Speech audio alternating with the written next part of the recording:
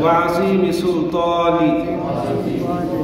সকল প্রশংসা একজনের জন্য, তিনি কে? প্রিয় উপস্থিতি, আজকে আমরা যে বিষয়ের উপর আলোচনা করব তার শিরোনাম হচ্ছে ঈমান ভঙ্গের কারণ এবং তার প্রতিকার।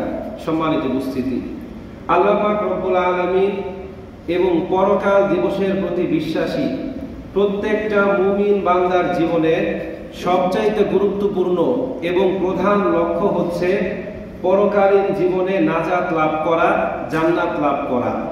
এই জন্য মুমিন জীবনের সকল কাজ এই একটি মাত্র লক্ষ্যকে কেন্দ্র করে আবর্তিত হয়।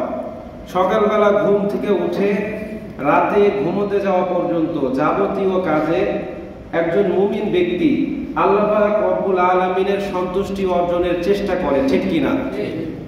প্রত্যেকটা মুমিন মাত্রই এই কথার উপর বিশ্বাসী যে জান্নাত লাভের বা পরকালীন জীবনে মুক্তি লাভের যে কয়টা শর্ত আছে তার মধ্যে এক নাম্বার হচ্ছে ঈমান, এরপর হচ্ছে নেক আমল, ঠিক কিনা?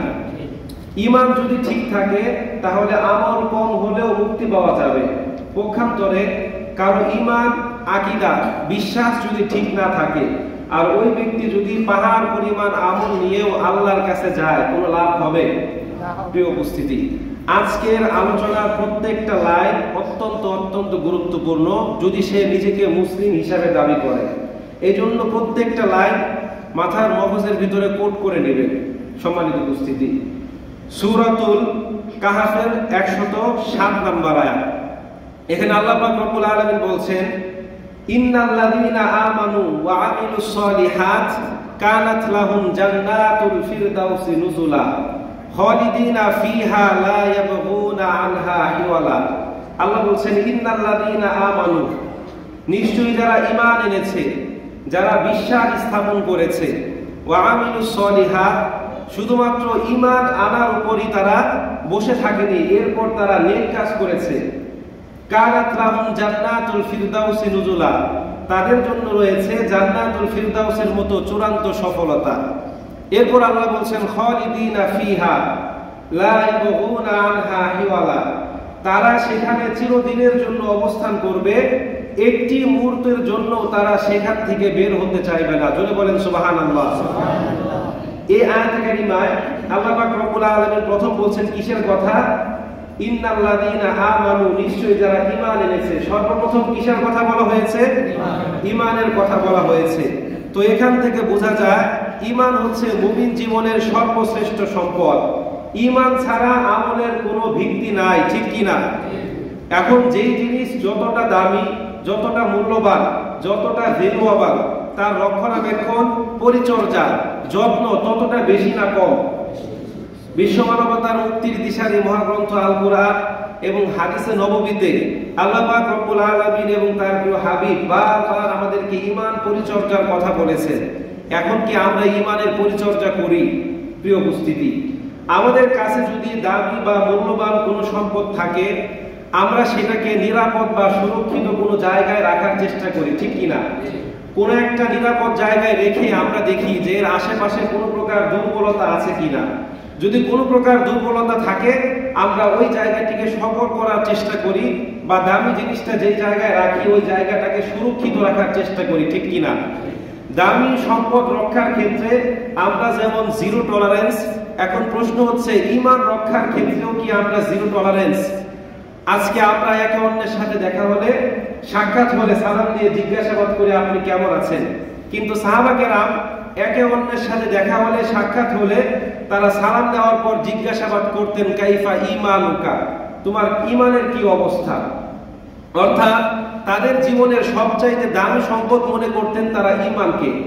যার সবচাইতে বড় প্রমাণ হচ্ছে হযরতে খাব্বাব রাদিয়াল্লাহু তাআলা আনহু, হযরতে খুবাইব রাদিয়াল্লাহু তাআলা আনহু, হযরতে বেলাল ইবনে রাবাহ রাদিয়াল্লাহু তাআলা আনহু, ইসলামের প্রথম শহীদ হযরতে সুমাইয়া রাদিয়াল্লাহু তাআলা আনহা, তার স্বামী হযরতে ইয়াসির রাদিয়াল্লাহু তাআলা আনহু, তারা তাদের জীবনের মায়া ত্যাগ করতে প্রস্তুত ছিল, তারপরও তারা নিজেদের ঈমানকে কি করেন নাই? বিসর্জন দেয় নাই। অর্থাৎ ঈমান রক্ষার ক্ষেত্রে তারা ছিলেন জিরো টলারেন্স।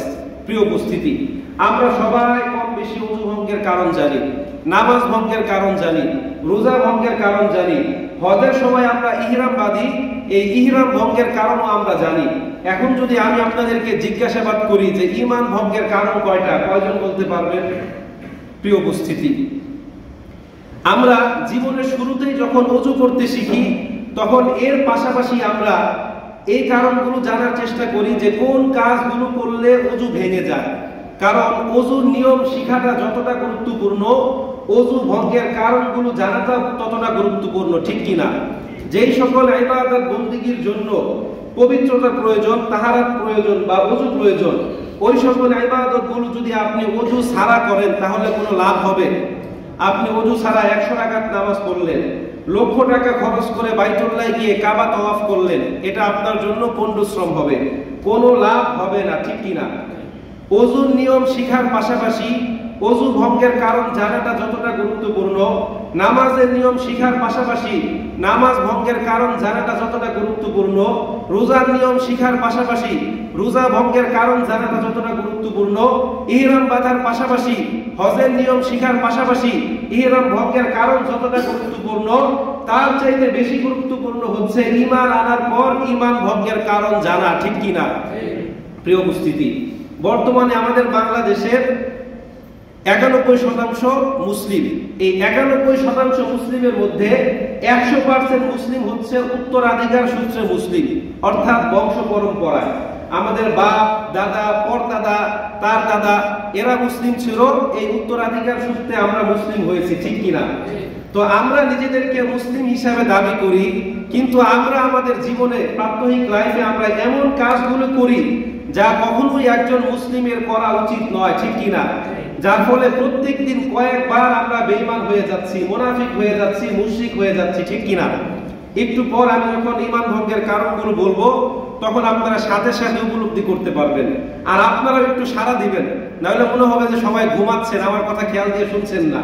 প্রিয় উপস্থিতি, সূরাতুন নাহলের 36 নম্বর আয়াত, আল্লাহ পাক রব্বুল আলামিন বলেন, ওয়ালাকাদ বাআসনা ফি কুল্লি উম্মাতির রাসূল আন ইয়াবুদুল্লাহা ওয়াজতানিবুত তাগুত ফামিনহুম মান হাদাল্লাহ ওয়া মিনহুম মান হাক্কাত আলাইহিদ দালাল আও কামা ক্বালা আল্লাহু তাআলা। আল্লাহ বলেন, ওয়ালাকাদ বাআসনা ফি কুল্লি উম্মাতির রাসূল, অবশ্যই আমি আল্লাহ তাআলা প্রত্যেক জাতির নিকট একজন করে রাসূল বা বার্তাবাহক প্রেরণ করেছি। আনি আবুদুল্লাহ, এই মর্মে তারা যেন মানুষকে বলে, মানুষ যেন আমি আল্লাহ পাক রব্বুল আলামিনের ইবাদত বন্দেগী করে, ওয়াজতানিবুত তাগুত, তাগুত থেকে নিজেদেরকে বিরত রাখে। আল্লাহ বলেন, ফামিনহুম মান হাদাল্লাহ, অতঃপর তাদের মধ্যে কিছু মানুষকে আমি আল্লাহ তাআলা হেদায়েত দিয়েছি, ওয়া মিনহুম মান হাক্কাত আলাইহিদ দালাল, আর তাদের মধ্যে কিছু মানুষ স্বেচ্ছায় নিজেদের ইচ্ছায় গুমরাহির মধ্যে নিমজ্জিত হয়ে পড়েছে। তো এই আয়াত থেকে বোঝা যায় যে আল্লাহ পাক রব্বুল আলামিন প্রত্যেক জাতির নিকট কোনো না কোনো রাসূল প্রেরণ করেছেন, ঠিক কিনা? প্রিয় উপস্থিতি, কেন? তাদেরকে শয়তানের ধোঁকা থেকে রক্ষা করার জন্য, জাহান্নাম থেকে বাঁচানোর জন্য। কারণ আল্লাহ পাক রব্বুল আলামিন যখন জান্নাত থেকে শয়তানকে বিতাড়িত করলো, তখন শয়তান একটা শপথ নিয়েছিল, প্রতিজ্ঞাবদ্ধ হয়েছিল, যা আল্লাহ পাক রব্বুল আলামিন সূরাতুল আরাফের 17 নম্বর আয়াতের মধ্যে উল্লেখ করেছেন। আল্লাহ রাব্বুল আলামিন বলেন, সুম্মা লাআতিয়ান্নাহুম মিন বাইনি আইদিহিম ওয়া মিন খালফিহিম ওয়া আন আইমানিহিম ওয়া আন শামাইলিহিম ওয়া লা তাজিদু আকসারাহুম শাকিরিন। আল্লাহ রাব্বুল আলামিন বলেন, আমি আল্লাহ তাআলা যখন শয়তানকে জান্নাত থেকে বিতাড়িত করলাম তখন সে প্রতিজ্ঞাবদ্ধ হয়েছিল, সে বলেছিল, সুম্মা লাআতিয়ান্নাহুম, অবশ্যই আমি আপনার বান্দাদের নিকট যাব, মিন বাইনি আইদিহিম, তাদের সামনের দিক থেকে, ওয়া মিন খালফিহিম, তাদের পেছন দিক থেকে, ওয়া আন আইমানিহিম, তাদের ডান দিক থেকে, ওয়া আন শামাইলিহিম, তাদের বাম দিক থেকে, ওয়া লা তাজিদু আকসারাহুম শাকিরিন, আর মানুষের মধ্যে অধিকাংশ মানুষকে আপনি শুকরগুজার বান্দা হিসাবে পাবেন না, ঠিক কিনা? এটা কে বলেছে? আল্লাহ পাক রব্বুল আলামিন বলেছে। তো শয়তানের মূল লক্ষ্য হচ্ছে, তার মূল এজেন্ডা হচ্ছে আমাদেরকে প্রতারিত করে, ধোঁকা দিয়ে, আমাদের দ্বারা অন্যায় অপরাধ শিরক বেদাতি বিভিন্ন প্রকার খারাপ কাজ করিয়ে আমাদের দ্বারা জাহান্নামকে পরিপূর্ণ করা। এটা হচ্ছে শয়তানের 1 নাম্বার টার্গেট। এই জন্য শয়তানের ধোঁকা থেকে বাঁচতে আমাদের জীবনের সর্বক্ষেত্রে নবী রাসূলদের পদাঙ্ক অনুসরণ করতে হবে। অর্থাৎ তারা যেভাবে পথ দেখিয়েছেন ঠিক ওই পথ আমাদেরকে অনুকরণ করতে হবে, ঠিক কিনা? এছাড়া এমন কিছু কাজ আছে যেগুলো একজন মুসলিমকে মুরতাদ বানিয়ে দেয়, বেঈমান বানিয়ে দেয়, কাফের বানিয়ে দেয়, মুশরিক বানিয়ে দেয়। ওই কাজগুলো থেকে আমাদেরকে বিরত থাকতে হবে।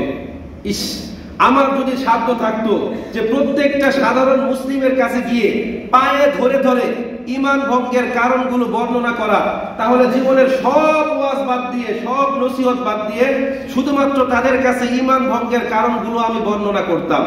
কারণ আমি দেখেছি আজকে আমার বাংলাদেশের অধিকাংশ মানুষের মধ্যে আমল যাও আছে, ঈমান বিন্দু মাত্র নাই। জোরে বলতে হবে, ঠিক কিনা?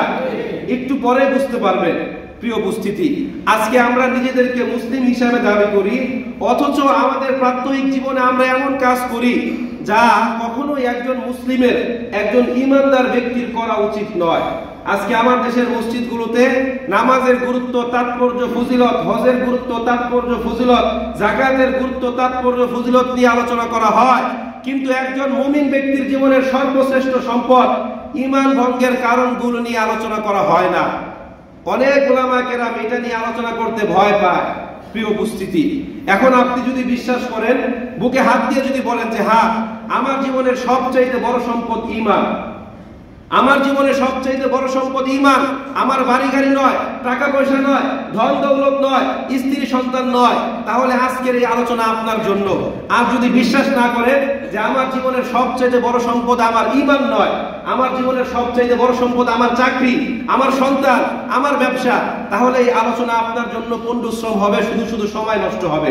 প্রিয় উপস্থিতি, ঈমান ভঙ্গের যে কারণগুলো আছে, উলামায়ে কেরাম 10টা কারণ উল্লেখ করেছেন। সকল ঘরানার আলেম, আহলে হাদিস বলেন, আহলে কোরআন বলেন, হানাফি বলেন, এরপর হাম্বলি বলেন, মালিকি বলেন, সকল মাযহাব, সকল ঘরানার আলেম এই 10টা কারণের সাথে একমত যে এই 10টা কাজ করলে মানুষ আর ঈমানদার থাকে না, ওই ব্যক্তি বেঈমান হয়ে যায়। এর মধ্যে 1 নাম্বার হচ্ছে আশিরকু বিল্লাহ, আল্লাহর সাথে কাউকে অংশীদার সাব্যস্ত করা। এই আল্লাহর সাথে অংশীদার এটা বিভিন্ন ভাবে হতে পারে। তার মধ্যে একটা পর্যায় হচ্ছে ইবাদতের ক্ষেত্রে আল্লাহর সাথে অন্য কারো ইবাদত করা।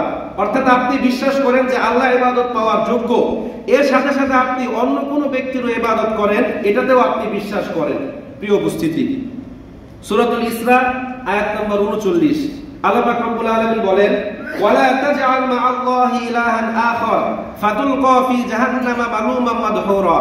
দুনিয়ার সমস্ত ঈমানদারদেরকে ডাক দিয়ে আল্লাহ বলছেন, ওয়ালা তাজআল মা'আল্লাহ, তোমরা আল্লাহর সাথে অন্য কাউকে অংশীদার সাব্যস্ত করো না, আল্লাহর সাথে অন্য কারো ইবাদত করো না, আল্লাহর সাথে অন্য কাউকে ডাকবে না। ফাতুলকা ফি জাহান্নামা মালুমান মাদহুরা, যদি তোমরা ডাকো তাহলে তোমরা লাঞ্ছিত, অপমানিত হয়ে জাহান্নামের মধ্যে নিক্ষিপ্ত হবে। এটা বলেছেন আমার আপনার মতো সাধারণ মানুষদেরকে। এরপর আল্লাহ পাক রব্বুল আলামিন পৃথিবীতে যত নবী রাসূল আগমন করেছেন, প্রত্যেক নবী রাসূলকে উদ্দেশ্য করে আল্লাহ পাক রব্বুল আলামিন একটা আদেশ দিয়েছেন যে তোমরা কখনোই আল্লাহ পাক রব্বুল আলামিনের সাথে কাউকে অংশীদার সাব্যস্ত করো না। সূরাতুশ শুআরা আয়াত নাম্বার 213 আল্লাহ রাব্বুল আলামিন বলেন, ফালা তাদউ মা'আল্লাহি ইলাহান আখারা ফাতাকুনা মিনাল মুআদ্দিবিন। আল্লাহ বলেন, হে আমার প্রিয় হাবিব, হে আমার প্রিয় বন্ধু, ফালা তাদউ মা'আল্লাহ, আপনি কখনোই আমি আল্লাহর সাথে অন্য কোনো সত্তাকে ডাকবেন না। ফাতাকুনা মিনাল মুআদ্দিবিন, তাহলে আপনিও শাস্তি গ্রহণকারীদের অন্তর্ভুক্ত হয়ে যাবেন। কাকে বলেছেন এই কথা? তার নবীকে। অর্থাৎ নবীদেরকে আল্লাহ পাক রব্বুল আলামিন এমন কড়া ভাষায় সতর্ক করেছেন যাদের জীবনের সামনের পরের, পাস্ট ফিউচার, অতীত ভবিষ্যৎ, আগে পরের সমস্ত গুনাহ খাতা ক্ষমা করে দিয়ে আল্লাহ পাক রব্বুল আলামিন দুনিয়াতে প্রেরণ করেছেন। তাদেরকে আল্লাহ পাক রব্বুল আলামিন বলছেন যে আমি আল্লাহর সাথে অন্য কোনো সত্তাকে ডাকবেন না, অন্য কোনো সত্তার ইবাদত করবেন না, তাহলে আপনি জাহান্নামীদের অন্তর্ভুক্ত হয়ে যাবেন। আর আমরা তো সাধারণ মানুষ। প্রিয় উপস্থিতি, তো ঈমান ভঙ্গের কারণগুলোর মধ্যে 1 নাম্বার কি? আল্লাহর সাথে অংশীদার সাব্যস্ত করা। এই শিরকের আরো একটি পর্যায় হচ্ছে, সেটা হচ্ছে মৃত ব্যক্তির নিকট কোনো কিছু চাওয়া। এখন আমরা কি মৃত ব্যক্তির নিকট কোনো কিছু চাই? আমরা সবাই ভালো মানুষ, ঠিক কিনা? আমরা সবাই ভালো মানুষ। আজকে আমার বাংলাদেশে এমন অনেক মানুষ আছে, ঘরে খাবার আছে কি নাই, কিন্তু মাজারের নামে খাসি একটা মানত করে বসে আছে। জোরে বলেন ঠিক কিনা? আমরা চাই না? মৃত ব্যক্তির নিকট আমরা চাই না? মাজারের নামে খাসি একটা মানত করে বসে আছে যে আমার এই কাজটা হলে আমি একটা খাসি দিব খাজা বাবার দরবারে, এই বিপদ থেকে উদ্ধার হলে আমি অমুক জায়গায় এটা দান করব। আমার একটা সন্তান হয় না, যদি একটা সন্তান হয় তাহলে অমুক বাবার মাজারে আমি একটা খাসি দান করব। আল্লাহর কসম, কোন মুমিন ব্যক্তি যদি এই কথায় বিশ্বাস করে যে মাজারের কবরের নিচে যেই ব্যক্তি শুয়ে আছে, কারো কল্যাণ অকল্যাণ, কাউকে সন্তান দেওয়া অথবা কারো থেকে সন্তান নেওয়ার কোন প্রকার ক্ষমতা ওই ব্যক্তির আছে, স্পষ্ট তো ওই ব্যক্তি মুশরিক। জুড়ে বলতে হবে ঠিক কিনা? প্রিয় উপস্থিতি, কিতাবের নাম সহিহ মুসলিম, হাদিস নাম্বার 1978। রাসূল করিম সাল্লাল্লাহু আলাইহি ওয়াসাল্লাম বলেন, চার শ্রেণীর মানুষের উপর আল্লাহ পাক রব্বুল আলামিন লানত করেছেন। সময় স্বল্প, আমি সংক্ষেপে বলছি। রাসূল বলেন, লানাল্লাহু মান লানা ওয়ালিদাহু, ওই ব্যক্তির উপর লানত যে ব্যক্তি তার পিতামাতাকে অভিশাপ দেয়। তিনি আরো বলেন, ওয়ালানাল্লাহু মান যাবাহা লিগায়রিল্লাহ, ওই ব্যক্তির উপর লানত যে ব্যক্তি আল্লাহ ব্যতীত অন্য কারো নামে কোনো প্রাণীকে জবাই করে। এখন প্রত্যেকদিন শত শত উট, গরু, খাসি বিভিন্ন বাজারে জবাই করা হচ্ছে, ঠিক কিনা বলেন? তাহলে আমরা কি মৃত ব্যক্তির নিকট কোনো কিছু চাচ্ছি না? আমরা না চাচ্ছি, আমার বাংলাদেশের 90% মুসলিম এই প্রকার শিরকের সাথে জড়িত। প্রিয় উপস্থিতি, ঈমান ভঙ্গের যে 2 নাম্বার কারণ, সেটা হচ্ছে আল্লাহ পাক রব্বুল আলামিনের সাথে বান্দার কারো মধ্যস্থতাকারী পোষণ করা, অর্থাৎ আল্লাহ এবং বান্দার মাঝে একজন মিডলম্যান বা মধ্যস্থতাকারী প্রদর্শন করা। এটা হচ্ছে ঈমান ভঙ্গের আরো একটি কারণ। সম্মানিত উপস্থিতি, আজকে আমার বাংলাদেশের গ্রাম অঞ্চলে অনেক বক্তারা শীত মৌসুমে ওয়াজ করে যে সরাসরি আল্লাহকে পাওয়া যায় না, আল্লাহকে পেতে হলে কারো মাধ্যম দরকার। এর সপক্ষে তারা আবার বিভিন্ন রকম যুক্তি তর্ক উপস্থাপন করে যে কোনো সাধারণ মানুষ যদি কোনো রাষ্ট্রের প্রেসিডেন্ট বা প্রাইম মিনিস্টারের সাথে সাক্ষাৎ করতে যায়, প্রথম তার পিএস বা পিএর সাথে সাক্ষাৎ করতে হয়, তাকে সন্তুষ্ট করতে পারলে এরপর প্রেসিডেন্ট বা প্রাইম মিনিস্টারের সাথে দেখা করা যায়। তো একজন প্রেসিডেন্ট বা প্রাইম মিনিস্টারের সাথে সাক্ষাৎ করলে যদি তৃতীয় কোনো ব্যক্তির দরকার হয়, তাহলে আল্লাহ হচ্ছে গোটা বিশ্বের মালিক, তাকে পেতে হলে অবশ্যই একজন ওলি বা পীর লাগবে। এভাবে তারা সাধারণ মানুষের মগজ ধুলাই করছে। প্রিয় উপস্থিতি, এই যে আরবের কাফের মুশরিক, তারাও কিন্তু আল্লাহ পাক রব্বুল আলামিনের অস্তিত্বে বিশ্বাস করত। তারাও জানতো যে আল্লাহ সর্বময় ক্ষমতার অধিকারী, এই ভূপৃষ্ঠের একমাত্র স্রষ্টা। কিন্তু তারা আল্লাহ পাক রব্বুল আলামিনের ইবাদত করার পাশাপাশি লাত, উজ্জাত, মানাত, হবল, এই যে দেবতাগুলো আছে এদের ইবাদত করত।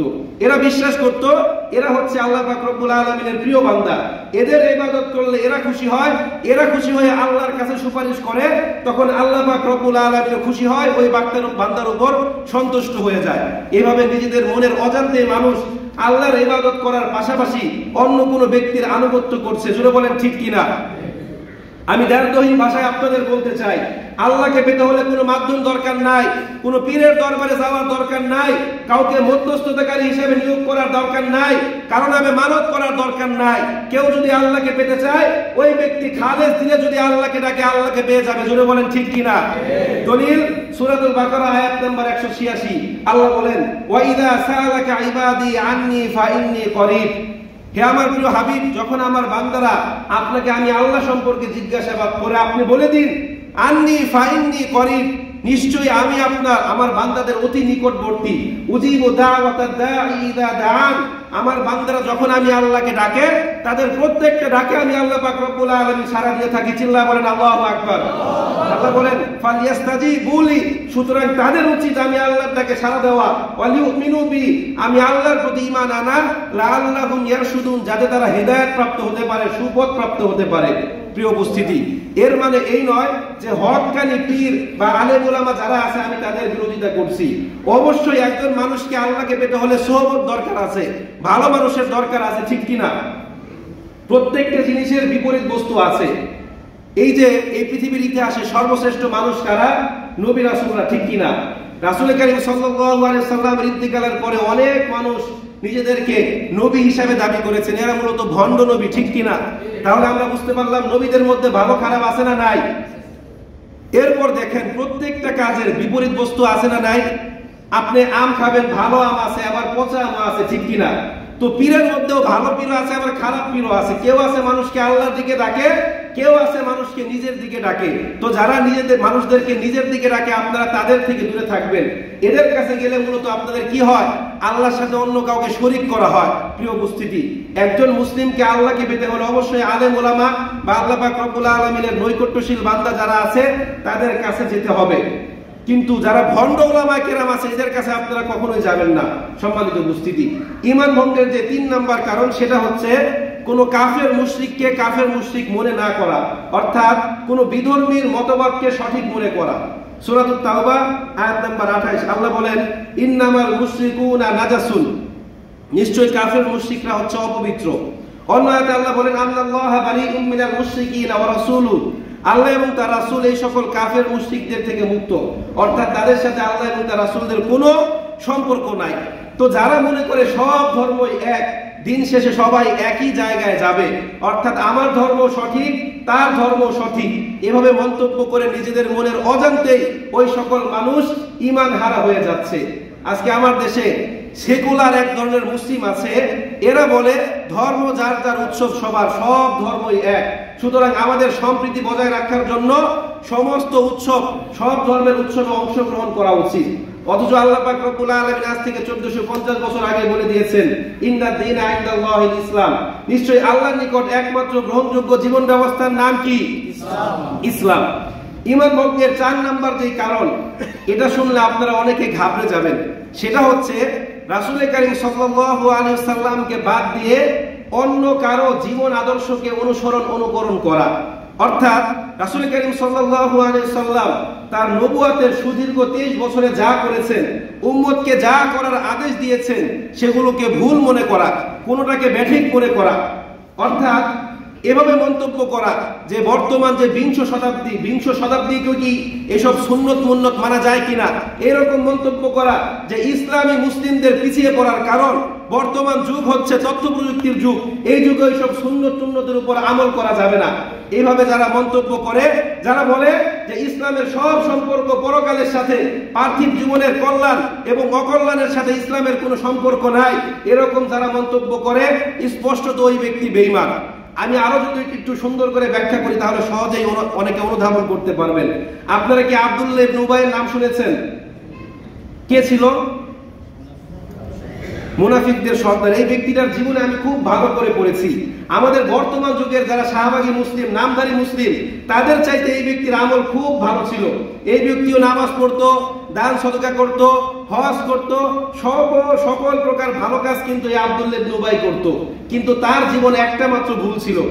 এই ব্যক্তিটা আদর্শের ক্ষেত্রে রাসূল কারীম সাল্লাল্লাহু আলাইহি ওয়াসাল্লামকে বাদ দিয়ে আবু জাহেলের আদর্শকে অনুসরণ অনুকরণ করত, যার ফলে ওই ব্যক্তি শুধুমাত্র মুনাফিক নয়, মুনাফিকদের সর্দার হিসাবে খেতাব পেয়েছেন। এই আব্দুল্লাহ ইবনে উবাই যখন মারা যায় তখন তার পুত্র আব্দুল্লাহ ইবনে উবাই সে রাসূলের কাছে এসে বললেন, ইয়া রাসূলুল্লাহ, আমার বাবা তো মারা গিয়েছে, আমার বাবার কবরে যেন আযাব না হয় এই জন্য দয়া করে আপনি আপনার গায়ের জুব্বাটা আমার বাবাকে পরিয়ে দিন, আপনি আমার বাবার জানাজার নামাজ পড়ান। তো রাসূল কারীম সাল্লাল্লাহু আলাইহি ওয়াসাল্লাম জানাজার নামাজ পড়াতে যাচ্ছিলেন। কোন কোন বর্ণনায় আছে যে ওমর রাদিয়াল্লাহু তাআলা আনহু রাসূলের পাঞ্জাবি টেনে ধরেছে, আবার কোন কোন বর্ণনায় আছে তিনি এইভাবে সামনে গিয়ে রাসূলকে বাধা দিয়েছেন যে, ইয়া রাসূলুল্লাহ, আপনি তার জানাজার নামাজে যাবেন না, কারণ এই ব্যক্তিটা মুনাফিক।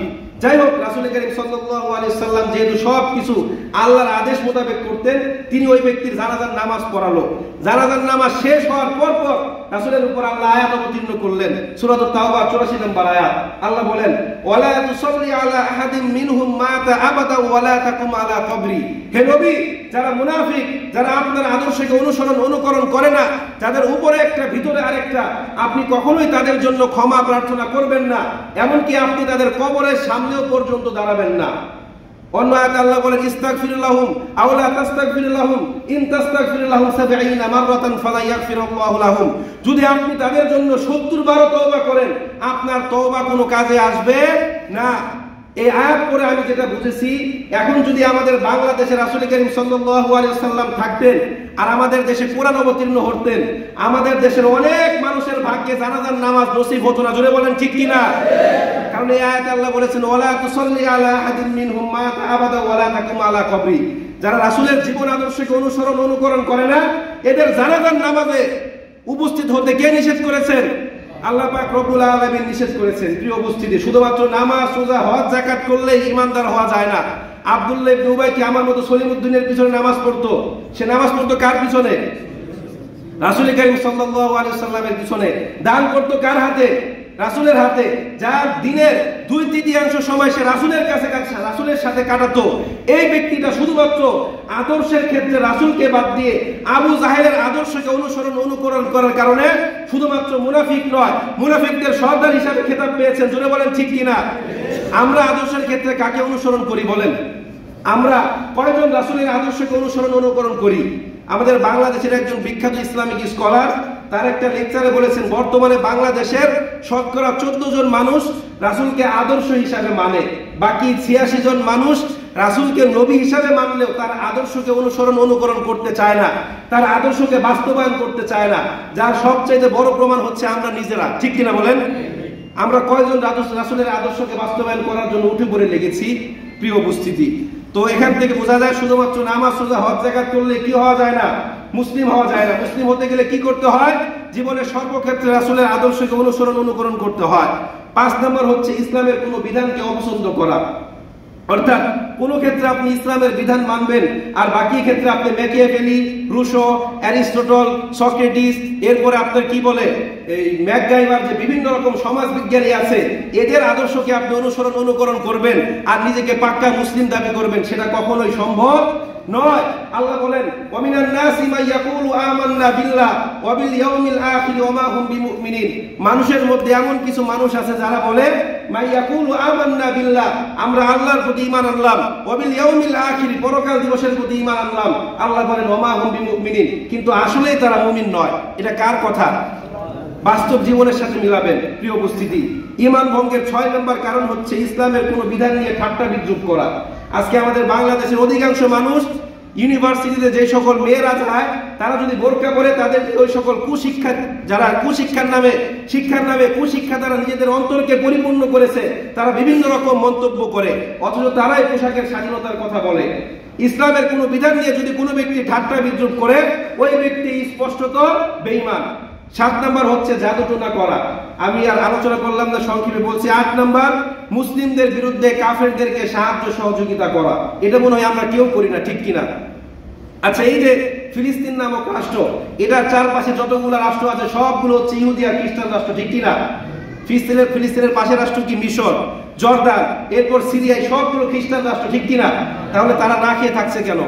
প্রিয় উপস্থিতি, আজকে আমরা নিজেদেরকে মুসলিম বলে দাবি করি, কিন্তু স্বার্থের বিপক্ষে চলে গেলে এক মুসলিম আরেক মুসলিমকে ধ্বংস করার জন্য আমরা উঠে পড়ে লাগি। জোরে বলেন ঠিক কিনা? আজকে যদি আমরা ইহুদিদের সংখ্যা গণনা করি, গোটা বিশ্বে মিলিয়ে মনে হয় 15 কোটির বেশি ইহুদি হবে না, অথচ বাংলাদেশে 18 কোটি মুসলিম। জোরে বলেন ঠিক কিনা? তাহলে তারা কিভাবে এতটা এগিয়ে গেল, এতটা শক্তিশালী কেন তারা? কারণ তাদের মধ্যে ইউনাইটি আছে, একতা আছে। তারা ব্যক্তিগত স্বার্থের চাইতে দলীয় স্বার্থকে বেশি প্রাধান্য দেয়। আর আমরা কি করি?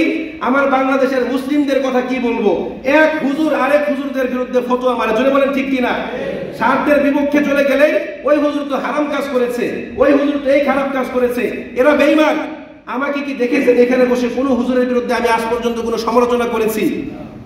না জেনে কেউ বলবেন না, যারা নিয়মিত নামাজ পড়েন, আমি কোন হুজুরের বিরুদ্ধে সমালোচনা করেছি? প্রিয় উপস্থিতি, এটা কখনোই করা যাবে না। আল্লাহ বলেন ওয়াতাসিমু বিহাবলিল্লাহি জামিআ ওয়া লা তাফাররাকু, তোমরা আল্লাহর রশিকে, আল্লাহর রজ্জুকে শক্ত করে আঁকড়ে ধরো, তোমরা কখনোই পৃথক হইও না। এটা কার আদেশ? এখন এই আদেশ যদি আমি লঙ্ঘন করি, তাহলে কি আমি আর মুসলিম থাকবো? প্রিয় উপস্থিতি, ঈমান ভঙ্গের 9 নম্বর কারণ হচ্ছে আল্লাহ পাক রব্বুল আলামিনের মনোনীত ধর্ম থেকে মুখ ফিরিয়ে নেওয়া।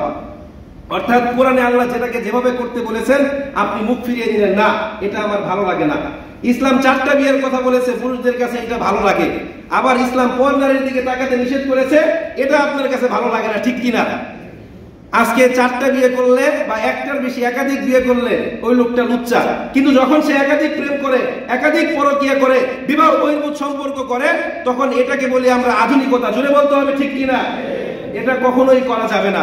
প্রিয় উপস্থিতি, 10 নম্বর হচ্ছে নিফাক, অর্থাৎ মুনাফিকি। মনের ভিতরে একটা, উপরে একটা, সেটা হোক আল্লাহর সাথে হোক বান্দার সাথে। এই 10টা কারণ যার মধ্যে থাকবে ওই ব্যক্তি ঈমানদার নয়, ওই ব্যক্তি কি বেঈমান। আল্লাহ পাক রব্বুল আলামিন আমাদের সবাইকে ঈমান ভঙ্গের এই কারণগুলোকে জানার এবং মানার তৌফিক দান করুন। আমরা যেন এই 10টা কাজ থেকে নিজেদেরকে বিরত রাখতে পারি।